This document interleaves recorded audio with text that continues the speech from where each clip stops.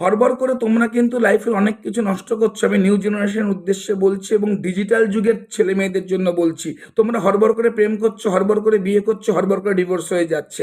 মা বাবা কথা বলছে, কথা মাথায় ঢুকছে না, হড়বড় করে সেই জায়গা থেকে বেরিয়ে যাচ্ছ।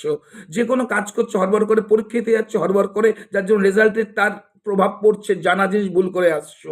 এই হড়বড় করে সব কাজ করতে যেয়ে পেশেন্সলেস হয়ে যেয়ে কিন্তু লাইফের অনেকগুলো রুটিন তোমাদের নষ্ট হয়ে যাচ্ছে, ঘেটে যাচ্ছে। হয়তো আমার এই রিল তোমাদের ভালো লাগবে না, অ্যাজ বিকজ কারণ কেননা আমি তোমাদের এই বিষয়ে বলছি বলে, সমালোচনা কারো ভালো লাগে না। বাট প্রত্যেকদিন স্নান করতে যাওয়ার সময় যদি উত্তর দিকে মুখ করে মাথায় যখন জল ঢালবে তখন এরকম করে 1 থেকে 15 অব্দি গোনো এবং 2 মিনিট রেস্ট নিয়ে যদি আবার এটা করো, 3 বার করো, তুমি কন্টিনিউ করো, দেখো তোমার এই হরমোননেস কেটে যাবে।